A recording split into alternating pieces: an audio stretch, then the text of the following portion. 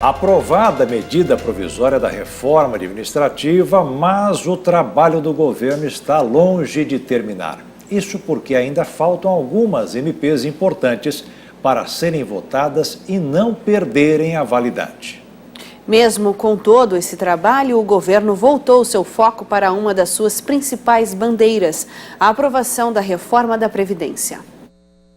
A sessão desta terça-feira do Senado foi movimentada. Os parlamentares aprovaram a medida provisória 870 da chamada reforma administrativa. A plenária durou até o final da noite, principalmente por causa da discussão do ponto mais polêmico da MP.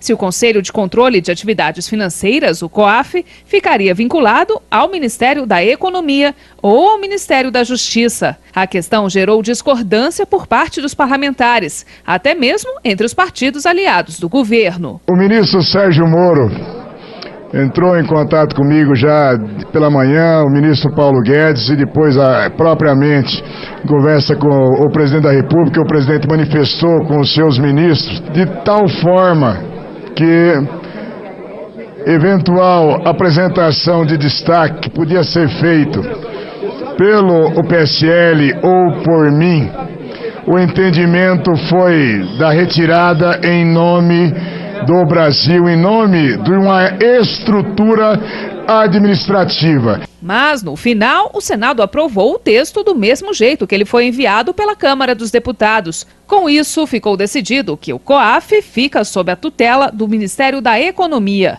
Além da decisão do destino do COAF, o texto final da MP também foi contrário à vontade inicial do governo de transferir a Fundação Nacional do Índio do Ministério da Justiça para o recém-criado Ministério da Mulher, da Família e dos Direitos Humanos. Além disso, a demarcação de terras indígenas volta a ser competência da FUNAI e não do Ministério da Agricultura, como estava estabelecido pela medida. A MP da reforma administrativa só depende agora da sanção do presidente Jair Bolsonaro. O governo ganhou uma importante batalha no Senado, mas ainda está longe de vencer a guerra. Assim como a MP da reforma administrativa estava prestes a vencer no dia 3 de junho, outras medidas provisórias consideradas importantes também podem caducar.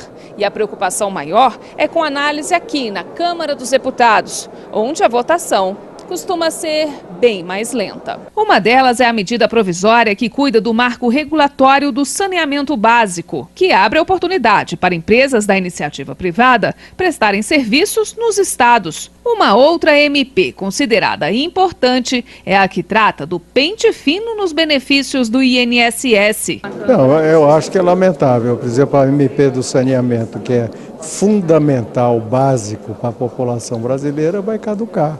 E nós vamos continuar com a população, metade da população, principalmente os mais pobres, vivendo na Idade Média.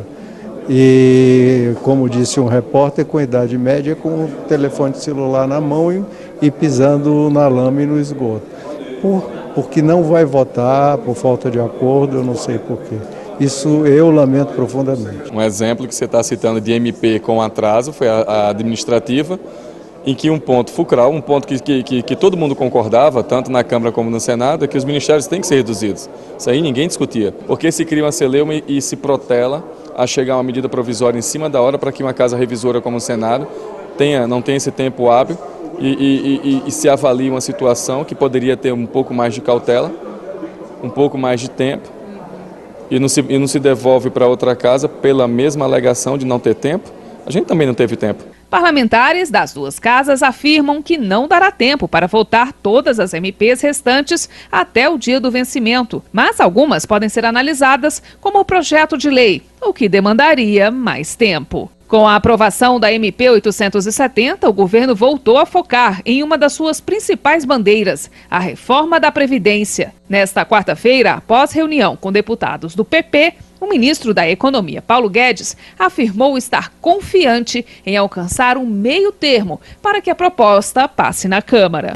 E nós estamos confiantes que essa participação da Câmara de Deputados e a influência decisiva dessas lideranças construtivas vão nos ajudar a superar o desafio da Previdência. Estamos confiantes que vamos atingir um meio termo, um objetivo comum, e que vai ser muito bom para o Brasil.